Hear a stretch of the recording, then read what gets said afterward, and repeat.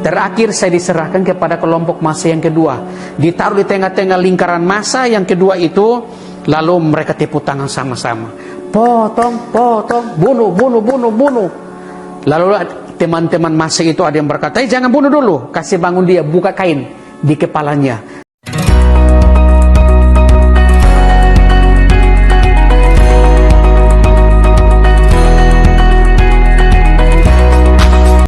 Haleluya, haleluya, haleluya. Shalom Bapak Ibu Saudaraku, di mana saja Bapak Ibu berada. Salam jumpa kembali bersama dengan saya Pendeta Yohanes Samangun dalam program Kamu Adalah Pahlawan.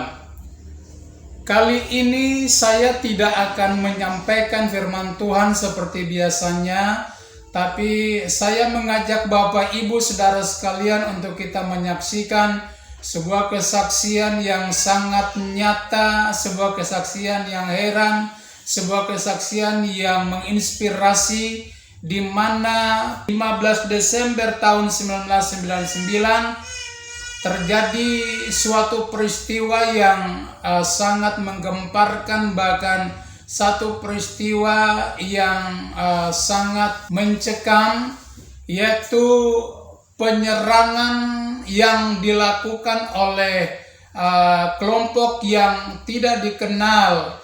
Penyerangan ini diarahkan khusus ya di kampus STT Dulos Cipayung, Jakarta Timur.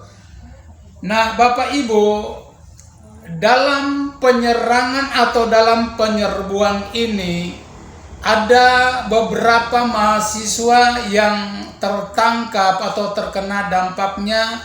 Ada yang disiksa, bahkan ada yang dipukul, ada yang dibunuh, ya, bahkan ada yang digorok lehernya sampai hampir putus.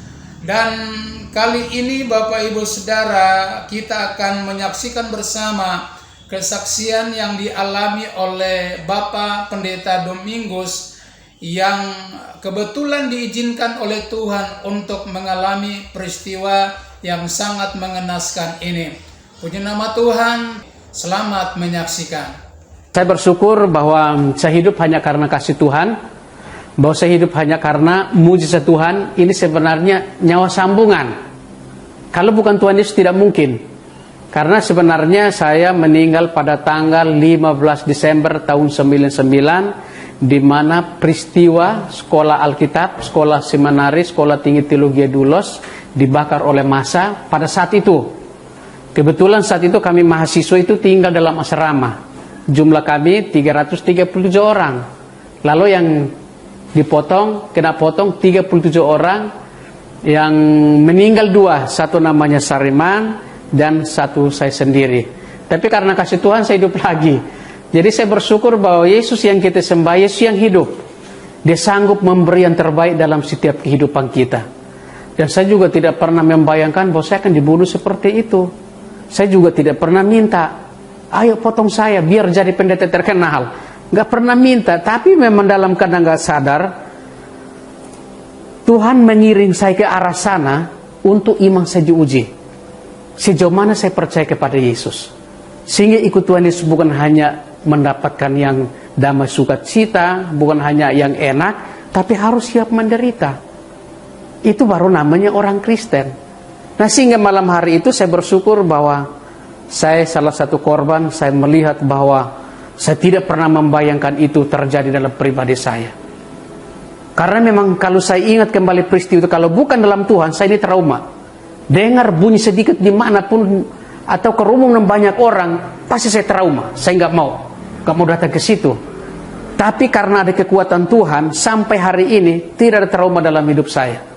Karena saya kena percaya bahwa Yesus yang kita sembah, Yesus yang hidup, Dia sanggup memberi yang terbaik dalam setiap kehidupan kita. Nah, sehingga malam hari itu jam 7 malam, saya sudah tidur, menjelang jam 9 malam, massa itu masuk. Akhirnya kampus kami dikepung. Lalu massa itu masuk, ada yang bawa jargen isi bensin, siram dalam kampus, ada yang bawa golok, mereka potong di dalam, dan waktu teman saya dia masuk ambil pedang, baru dia lihat saya di atas tempat tidur. Dia kasih bangun saya Saya turun dari tempat tidur, saya lari ke halaman, saya lihat gedung sebagian terbakar.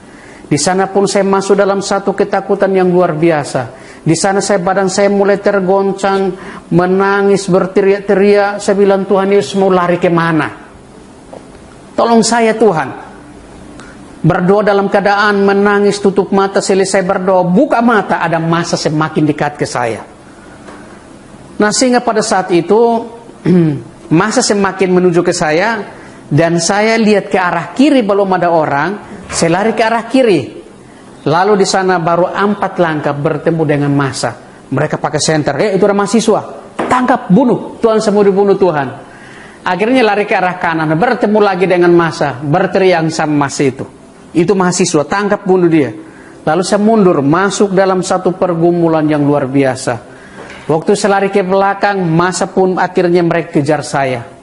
Dan pikiran saya larinya ke tembok. Temboknya sementara 2 ke 3,5 meter itu saya bilang, Tuhan gimana mau melompat? Karena nggak bisa melompat, cuma lari keliling pagar.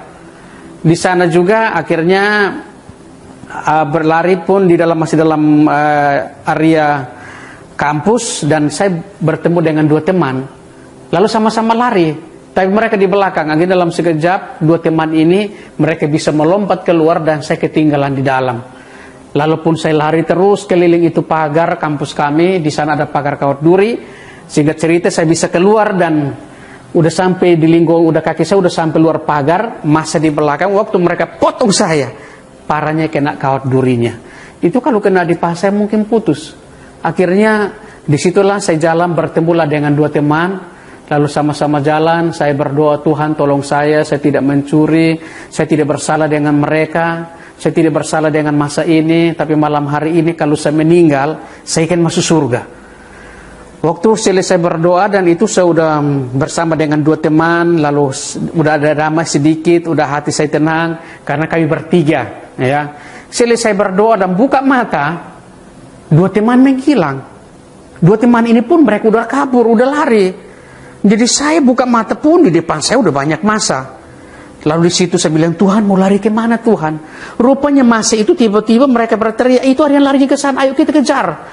Masa itu berbalik, kejarlah 2 teman ini. Akhirnya yang satu meninggal, yang satunya malam hari itu dipotonglah, dicincang 9 kali. Dan saya lari menuju ke rumah teman, sampai sana ketuk pintu, tidak ada yang membuka pintu bagi saya. Lalu saya berdoa pengerahan diri yang terakhir di situ, depan rumah. Selesai berdoa, panggil, nggak ada yang buka pintu. Jadi jarak antara rumah dan jalan raya itu dekat. Jadi ada jalan setapak dari jalan raya menuju ke kampus kami. Orang turun dari sana lewat. Mereka dengar ke tukang pintu. Masa itu alihkan senter ke saya. Mereka berteriak, itu ada mahasiswa, tangkap, bunuh. Lalu masa begitu banyak menuju ke saya. Disitulah saya ditangkap. Waktu saya ditangkap, yang pertama tangan saya diikat pakai tali dari belakang. Yang kedua kepala saya ditutup pakai kain, lalu saya dibawa, itu pun pedang sudah nempel di leher. Berdoa semakin kuat, pedang itu semakin ditekan, darahnya mulai netes malam hari itu. Saya menangis begitu luar biasa, tetap saya ditendang, disiksa, lalu ada yang tendang saya, jatuh dalam got, gak bisa bangun lagi. Seorang bapak narik saya dalam got, lalu dia angkat tubuh saya begini, dia banting saya, akhirnya pingsan. 5 menit kemudian saya sadar, saya berdoa, Tuhan Yesus tolong saya. Akhirnya masih itu juga rupanya masih di situ. Masih itu langsung ngomong, lo orang ini masih hidup. Lalu mereka paksa saya, karena saya waktu dibanting kan jatuh. Lalu mereka paksa saya, Mas bangun, ayo bangun. Waktu saya mau bangun, bergerak sedikit, digebukin pakai balok. Akhirnya udah saya tidur terus, udah tidak berdaya lagi. Lalu di situ Mas itu berkata, orang ini sudah kuat, udah lepaskan ikatan di tangannya. Lalu mereka lepaskan ikatan di tangan saya karena ikat dari belakang. Saya ditarik gaya binatang, dan di situ pun saya berdoa, Tuhan Yesus, malam hari ini kalau saya meninggal saya akan masuk surga. Saya tidak mencuri, saya tidak bersalah dengan orang, dan kalau malam hari ini saya meninggal pun saya akan masuk surga. Dan saya akan mempercayai Engkau di samping saya. Berdoa dalam keadaan badan tergoncang karena pedang ini semakin ditekan, baju saya sudah penuh dengan darah. Baru di situ ada suara bisikan Tuhan Yesus berkata, jangan takut, aku menyertai engkau. Ketika dengar suara Tuhan itu yang tadi barang saya tergoncang, tiba-tiba roh ketakutan hilang. tinggal damai sejahtera. Damai yang diberikan oleh Tuhan pada saat itu yang melampaui akal dan pikiran saya, sehingga masa itu gebukin saya pakai balok pun badan saya nggak sakit. Karena saya kena percaya bahwa Tuhan sudah menanggung penderitaan itu. Terakhir saya diserahkan kepada kelompok massa yang kedua. Ditaruh di tengah-tengah lingkaran massa yang kedua itu, lalu mereka tepuk tangan sama-sama. Potong, potong, bunuh, bunuh, bunuh, bunuh. Lalu teman-teman massa itu ada yang berkata, jangan bunuh dulu, kasih bangun dia, buka kain di kepalanya. Jangan kita salah potong, ini teman kita. Mereka kasih bangun saya, lalu saya berdiri, ada seorang bapak, dia datang, dia buka kain di kepala saya buka mata, banyak massa. Semuanya bau golok di situ. Lalu mereka senter dari kaki sampai di wajah saya, apalagi lihat rambut keriting begini sudah tahu dari mana. Ini orang luar pulau. Jadi massa itu berkata, ini orang luar pulau, bunuh dia. Lalu saya tunduk kepala dan berdoa. Selesai berdoa, buka mata, seorang bapak datang dari sana, dia bawa balok besar, dia berdiri samping kiri, dia memberikan dua pertanyaan. Mau ikut Tuhan Yesus atau mau ikut massa itu? Ya saya nggak mau. Lalu bapak itu pun karena saya nggak jawab-jawab, bapak itu pun marah. Lalu dia pukul saya pakai balok, saya jatuh ke depan 2 meter, selanjutnya tidak sadar lagi. Tapi bagaimana waktu roh saya keluar? Bagaimana waktu matinya? Nah, sini saya mau katakan, mau bagikan bahwa di balik kematian ada kehidupan. Kehidupan yang sesungguhnya bukan di bumi ini. Kehidupan yang sesungguhnya waktu kita berbalik kembali ke rumah Bapa di surga. Yang dia tawarkan itu, dia berkata, akulah jalan dan kebenaran dan hidup. Tidak seorang pun datang kepada Bapa kalau tidak melalui aku. Jadi Yesus itu sebenarnya turun ke bumi ini untuk menawarkan surga itu. Percaya masuk surga, tidak percaya ya nggak apa-apa. Ya, jadi dia menawarkan. Ya.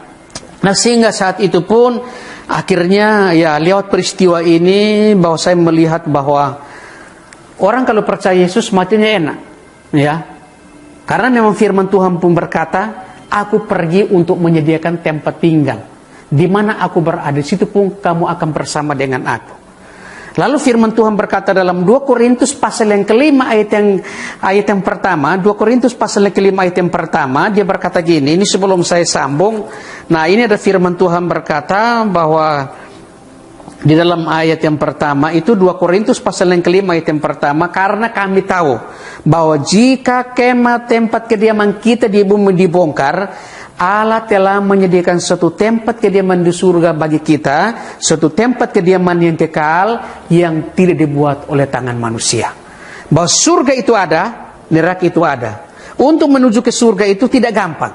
Benar-benar kita harus percaya, benar-benar kita harus beriman sungguh-sungguh, bukan cuma hanya beriman, tapi pengabdian kita harus sungguh-sungguh kepada Tuhan. Kalau tiap hari kita cuma main-main, lalu kita cuma hanya ya percaya aja, waktu kita meninggal, roh kita keluar, belum tentu lipat tangan terakhir begini tiba-tiba gol masuk surga. Kita pikir lipat tangan langsung di atas tempat tidur, tiba-tiba roh langsung masuk surga. Tidak akan seperti itu. Harus pasti ada yang benar-benar datang jemput. Nah, pasti ada malaikat yang disiapkan sama Tuhan untuk datang menjemput kita. Nah sehingga di saat itu ketika roh saya keluar di alam roh, itu gelapnya luar biasa. Jadi roh saya ini berkata begini, mau kemana? Nggak bisa jalan, di alam roh itu gelapnya luar biasa.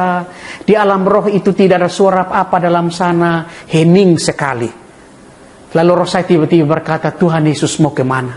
Ketika sebut Tuhan Yesus, disitulah 5 malaikat datang di samping, muncullah di samping kanan roh saya. Ketika 5 malaikat hadir di samping kanan roh saya, tempat itu langsung terang sekitar 2 meter dari roh saya. Tapi roh saya ini masih melayang-layang berdiri itu dalam gelap, ya melayang-layang dalam gelap. Lalu tiba-tiba roh saya berkata gini, Tuhan Yesus, ini malaikat yang terbaik, pasti membawa roh saya ke jalan yang benar. Baru selesai roh saya berkata seperti ini, tiba-tiba 5 malaikat ini mereka ada komunikasi. Selesai komunikasi di antara 5 malaikat itu, lalu salah satu malaikat dia keluarin tangan putih panjang. Dia pegang di tangan sebelah kanan roh saya ditarik masuk dalam terang itu. Perpindahan dari dalam gelap menuju ke dalam terang itu bersama dengan malaikat ini. Waktu bersama dengan malaikat ini, di situ ada damai, ada sukacita begitu luar biasa. Sudah tidak ingat dunia lagi, sudah tidak lihat tubuh saya lagi. Ya. Selanjutnya 5 malaikat ini mereka bagi, 2 dari samping kanan, 2 dari samping kiri, dan 1 malaikat yang berdiri di depan saya. Lalu 1 malaikat ketika dia berdiri di depan saya, di situ mereka komunikasi lagi. Selesai komunikasi, malaikat di depan saya dia melangkahkan kaki. Tiba-tiba ada 1 jalan terbuka lurus, terang luar biasa, kayak orang pakai senter 1 arah. Tapi di pinggir kiri kanan ini gelap. Nah, ketika jalan ini terbuka, yang tadinya di alam roh itu hening, tapi ketika jalan ini terbuka, jalan yang lurus terang ini luar biasa, jalannya itu mungkin ini bercahaya begitu luar biasa. Memang Tuhan mempersiapkan jalan ini, dibuat dari permata-permata yang berharga itu, tapi di pinggir kiri kanan gelap, di sana penuh dengan kegelapan yang luar biasa, dan di sana banyak orang menangis meraung-raung dalam kegelapan itu. Ada orang menangis meraung-raung dalam kegelapan itu. Mereka minta pertolongan supaya malaikat ini bisa menarik mereka masuk dalam terang ini. Selama perjalanan itu menuju mengikuti malaikat di depan itu, suara tangisan itu ngeri luar biasa. Secara manusia sangat menakutkan. Semakin jalan ini semakin sempit. Waktu tiba menuju jalan yang sempit, bahwa di sana ada pintu seperti lubang jarum. Pintu itu oval, lonjong dia. Lalu roh saya, ada malaikat yang di depan saya, lalu ada 2 malaikat, 3 malaikat di depan saya, lalu roh saya, lalu 2 malaikat di belakang saya. Tapi roh saya ngomong begini, Tuhan Yesus, badan saya besar, tidak mungkin masuk. Tapi 5 malaikat ini mereka masuk, tiba-tiba giliran saya untuk masuk ke sana. Orang saya ngomong gini, Tuhan Yesus, badan saya kecil, pasti masuk. Selesai ngomong gini, udah berjalan ke sana, tak tahu udah lewat. Ternyata di balik sana pintu yang sempit itu, di sana ada taman, di sana tidak ada tangisan, di sana ada damai, sukacita terjadi lagi di dalam taman itu yang begitu luar biasa. Selanjutnya tidak ada suara tangisan di situ. Lalu roh saya bersama dengan 5 malaikat itu berjalan dalam taman itu yang begitu bagus. Lalu roh saya ngomong gini, Tuhan Yesus, ini kan taman, berarti ada rumah. Roh saya baru berkata bilang rumah, Tuhan Yesus memperlihatkan satu istana yang megahnya luar biasa. Lalu roh saya berkata, Tuhan Yesus, ini rumah, berarti ada orang di dalam. Lalu roh saya dibawa sama 5 malaikat itu, turun melalui tangga yang putih, turun, lalu menuju ke rumah itu. Waktu masuk dalam rumah itu, ternyata dalam rumah itu persis kayak dalam gereja. Bahwa di sana ada pujian penyembahan. Ada yang duduk, ada yang berdiri, ada yang tepuk tangan, ada yang tiup sangkakala. Tiba-tiba ada suara berkata dalam ruangan itu, ini orang-orang yang percaya kepada Yesus sehingga ditempatkan di sini. Suara itu berkata 3 kali. Roh saya dibawa lagi masuk kamar kedua. Di situ pun tetap seperti kamar yang pertama, bahwa di sana ada pujian penyembahan kepada Tuhan. Lalu roh saya dibawa lagi masuk kamar ketiga, persis seperti kamar pertama dan kedua. Bahwa itu pujian penyembahan yang begitu luar biasa. Saya yakin dan percaya bahwa itu roh-roh orang benar yang meninggal dalam Tuhan, mereka ditampung di tempat itu untuk menaikkan pujian penyembahan kepada Tuhan. Lalu suara itu pun tetap berkata bahwa ini orang-orang yang percaya kepada Yesus sehingga ditempatkan di sini. Dan di situ pun di dalam ruangan pertama, kedua, ketiga itu wajah yang sama. Kalau umur mereka 20 tahun, semuanya 20 tahun, tinggi sama-sama, tidak ada anak kecil, tidak ada orang tua. Lalu roh saya terakhir dibawa kamar yang keempat, kamar itu kosong. Lalu roh saya bersama dengan 5 malaikat ini melangkah 3-4 langkah ke depan. Tiba-tiba roh saya berkata begini, Tuhan Yesus, ini antara saya ke surga dan ke neraka. Baru bicara begini, dalam sekejap 5 malaikat ini hilang. Mungkin tugas tanggung jawab dari 5 malaikat ini, mereka jemput saya di bumi. Terakhir dibawa sampai di tempat itu, mereka pergi. Lalu roh saya berdiri sendiri di kamar kosong itu. Lalu ada sinar kemuliaan Tuhan muncul di depan mata roh saya. Sinar ini mungkin melebihi matahari ini. Sehingga sinar itu membuat sekitar 5 meter lah sinar itu. Membuat mata roh saya silau dan tidak bisa melihat. Lalu ada suara berkata begini. Di dalam ruangan kosong itu. Berlutut. Tiba-tiba roh saya berlutut dalam keadaan tertunduk. Lalu Tuhan membuka satu buku yang besar. Ketika buku ini terbuka, ini tulisan keluar dari buku itu gaya bara api. Keluar, hilang. Tiba-tiba tinggal kertas putih. Lalu terbuka lagi lembar yang kedua. Baru terbuka begini, saya lagi berdiri narik kambing. Bukan cuma kambing, banyak binatang yang cecuri di kampung saya di timur sana. Tuhan kasih keluar semua di situ. Kalau jerat ayam seperti apa, keluar seperti itu sampai makan itu daging. Loh Tuhan, ini dosa saya. Seperti kita syuting baru diputar lagi, ya. Ini keluar begitu banyak. Tuhan, ini kan perbuatan saya. Ini minggu yang lalu, bulan yang lalu, tahun yang lalu saya melakukan kejahatan. Engkau nyatakan di tempat ini Tuhan. Tiba-tiba tinggal kertas putih, terbuka lagi lembaran yang ketiga. Tulisan mulai keluar, hilang. Akhirnya tiba-tiba roh saya berkata gini, Tuhan Yesus, saya tahu Engkau mati di atas kayu salib untuk menebus dosa saya.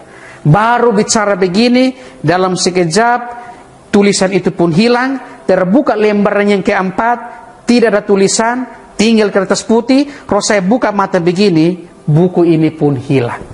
Roh saya memiliki sinar tadi, sinar itu pun hilang. Tapi di tempat sinar itu, di sana ada altar yang bulat, ada mimbar yang bulat, ya. Baru ada tangga itu bercahaya begitu luar biasa. Akhirnya tiba-tiba roh saya ngomong begini, masih berlutut. Roh saya berkata gini, oh ini tempat Tuhan Yesus di takhta surga. Ternyata saya harus mempertanggungjawabkan perbuatan dosa saya di sini. Tiba-tiba ada suara yang berkata begini, Domingus, pulang. Belum tiba saatnya untuk datang melayani aku. Ketika roh saya mendengar suara itu dalam ruangan yang kosong itu, lalu roh saya melihat ke samping kanan roh saya. Ternyata Tuhan Yesus menunggang kuda putih. Akhirnya roh saya berkata, ini Tuhan Yesus, saya harus pulang. Lalu badannya berubah jadi sinar, kuda putih berubah jadi sinar. Roh saya berkata gini, Bapak mau pulang. Waktu roh saya berkata begini, tiba-tiba roh saya balik begini dalam sekejap. Tiba-tiba roh saya masuk dalam tubuh saya, tiba-tiba kaget. Waktu kaget, ingatan yang pertama, lu kenapa pulang? Lu kok hidup lagi? Tadi kan dalam surga. Kenapa saya dipulangin Tuhan? Saya mau tinggal di rumah itu Bapak. Kenapa saya pulang? Tapi kok haus ya? Tadi juga bersama dengan 5 malaikat. Tapi kenapa saya dipulangin? Tapi kok haus? Saat itu saya haus banget. Lalu baju saya ini kok rasanya kok basah banget ya. Lalu saya pegang begini, rupanya ada gumpalan darah besar-besar. Saya ambil 3 gumpalan darah, saya masukin dalam mulut saya telan darah saya. Tiba-tiba dan saya mulai tergoncang. Tiba-tiba lemas, ambil darah lagi, jirat lagi begini, mulai jari tangan bergerak. Jari tangan bergerak, jari kaki bergerak, baru saya ingat, oh tadi saya dipukul jam 11 malam, sekarang jam 10 malam, sekarang jam berapa ya? Usaha mau buka mata pun nggak bisa karena ini kan udah pecah, ini masa dari bekasnya, tapi karena darah udah mengalir, jadi ini di sini udah penuh dengan darah, jadi darah kering ya. Lalu saat itu saya mau bangun ya, waktu itu saya mau bangun, tapi ada yang nekan gitu ya, ada yang nekan. Jadi saya mau bangun juga seperti ini contohnya, ini tubuh saya, jadi ada yang nekan di atas tubuh saya begini. Jadi mau bangun ini ada yang berat ini. Rupanya waktu mereka potong saya, mereka buang saya di semak-semak, mereka potong daun pisang, lalu mereka tutup saya pakai daun pisang. Mungkin taruh batang pisang juga dari atas, tapi kepala saya di luar. Nah, sehingga waktu kepala saya di luar begini, saya bisa bergerak, angkat kepala gini, tiba-tiba udah nggak kuat, tiba-tiba jatuh. Tiba-tiba kepala saya jatuh. Loh Tuhan, lihat saya putus. Lalu saya ketakutan lagi. Akhirnya di situ saya mulai berteriak, tolong, tolong. Tapi suara nggak keluar lewat mulut. Suara saya keluar di belakang. Krrrr, tolong, krrrr. Jadi suara keluar dari sini, ya bernapas juga dari sini, krrrr gitu, ya. Nah sehingga ini kalau ada foto saudara, ini ada foto-foto yang ini. Nah ini ketika ini udah di pinggir jalan raya. Tapi yang di semak-semak itu nggak ada fotonya. Jadi Jadi waktu saya angkat kepala, saya bernapas saja keluar dari luka ini nih, ya. Nah, situ akhirnya waktu itu mereka angkat ini di pinggir jalan raya, waktu mereka angkat saya yang ini. Ini angkat saya, ya seperti binatang lah. Coba gendong lah, kalau gendong kan masih agak terasa ini enak lah. Ini diangkat kayak gini, ya. Nah, sehingga waktu sampai di jalan raya itu mereka periksa identitas, tidak ada. Mereka berkata, masa itu berkata orang ini sudah meninggal. Bawa dia ke rumah sakit yang dekat sini untuk diotopsi. Saya kan mereka ngomong itu saya dengar, tapi saya nggak bisa ngomong. Tapi dalam hati saya ini tetap berdoa saya bilang Tuhan berikan kekuatan bagi saya untuk saya berbicara. Saya kan belum meninggal, cuma suara ini yang nggak ada keluar dari sini. Tiba-tiba ada satu bayangan sinar ini dia masuk, tiba-tiba dia keluar. Tiba-tiba saya bisa ngomong, oh nama saya Domingus, umur saya 19 tahun, saya tinggal di asrama dulu. Suruh, orang ini masih hidup. Oh ini mahasiswa, ini orang Kristen, udah bawa ke rumah sakit UKI. Akhirnya diambil, dibuang dalam mobil. Singkat cerita, sampai rumah sakit UKI, disitulah dibawa ke rumah di ruang ICU. Di situ dokter sarafnya periksa. Lalu selesai dokter sarafnya periksa, dia berbicara dengan pimpinan kami. Dia berkata, anak ini tidak mungkin hidup. Ini dua kemungkinan, mati. Kalau hidup, catat seumur hidup. Karena yang pertama, tulang leher tidak bisa disambung. Yang kedua, saraf-saraf tidak bisa disambung. Yang ketiga, cairan otak udah keluar. Yang keempat, darah habis. Ya, nah ini darah habis ini dari jam 10 kok. Ya, jam 3 baru saya di pinggir jalan loh. Belum sampai rumah sakit ini. Ya. Akhirnya pimpinan kami berkata dokter jahit aja. Kalau meninggal yang penting tersambung lagi. Akhirnya dokternya cuma hanya jahit kulit, tidak kasih bius, tidak kasih donor darah. 4 hari kemudian meninggal dalam ruang ICU. Ya. Selama 4 hari itu kritis. Lalu yang terakhir dokter berkata suster bilang Domingus meninggal. Lalu akhirnya namanya meninggal, roh saya ini udah keluar. Ya. Lalu saat itu rencana dari itu mereka bilang orang ini udah meninggal, bawa dia ke ruang mayat untuk diotopsi, ya. Lalu mereka ngomong kayak gitu, ada keluarga saya berkata dan pimpinan saya berkata bilang jangan dibawa ke sana, cari kamar yang lain, diusahakan, didoakan dulu, jangan dihidup lagi. Mereka pindah saya bawa tubuh saya ke tempat tidur, keluar dari kamar itu, pergi ke tempat lain, ke kamar lain, mereka berdoa. Jadi waktu mereka berdoa, roh saya ini udah keluar. Waktu roh saya keluar itu ke alam roh itu yang kedua kali roh saya keluar ke alam roh itu terangnya luar biasa. Rupanya di sana ada Tuhan Yesus. Tiba-tiba Tuhan Yesus berteriak begini, balik. Waktu roh saya melihat ke samping kanan, rupanya Tuhan Yesus berdiri di atas gumpalan awan putih. Roh saya sambil lihat Tuhan Yesus begini, tiba-tiba ada segumpalan awan mulai turun menutupin kepala Tuhan Yesus. Tiba-tiba roh saya berbalik begini, roh saya berkata, balik lagi begini. Dalam sekejap, roh saya sudah berdiri kembali di depan pintu kamar.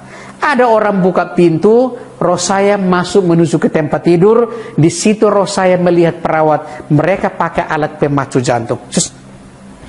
Roh saya sambil lihat kayak gini. Ketika mereka angkat alat itu, roh saya naik di atas tempat tidur, lalu roh saya masuk kembali dalam tubuh saya, tiba-tiba kaget. Waktu kaget, leher saya ini bunyi, seperti orang buat tangan gini. Krak, krak, krak, leher saya bunyi. Tiba-tiba saya goyang kepala gini. Loh, kok enak banget ya? Leher saya kok tersambung lagi. Suster, coba buka ikatan di leher saya. Nah, ketika suster buka penahan leher saya ini, ya, tiba-tiba leher saya ini udah nggak sakit. Tapi saya lapar setengah mati. Ketika alat ini dibuka, saya ini lapar setengah mati karena udah 4 hari nggak makan. Selesai makan, turun jalan-jalan sampai pagi. Akhirnya besok pagi hari Minggu, saya bertemu dengan dokternya. Dokternya kaget, lu udah Minggu hidup. Dokter saya mau pulang. Kamu ada keluarga di Jakarta? Saya bilang nggak ada keluarga. Akhirnya dokternya berkata, lu anak ini kalau dihidup pasti lumpuh total. Anak ini kalau dihidup tidak mungkin berbicara, mungkin jadi bego-bego. Tapi sampai detik ini, bahwa dalam tubuh saya tidak ada lumpuh, tidak ada cacat, bahkan tidak ada bego-bego dalam hidup saya. Karena saya kan percaya dalam Yesus tidak ada mustahil. Dia sanggup memberi yang terbaik bagi setiap orang yang mau mencari Dia, bagi setiap orang yang percaya dan beriman kepada Dia. Maka di saat kita berseru, pasti Dia akan menolong. Nah, ini yang saya mau bagikan, bahwa Yesus itu luar biasa, ya. Sehingga selagi kita diberi kesempatan, lebih baik marilah kita mencari Dia.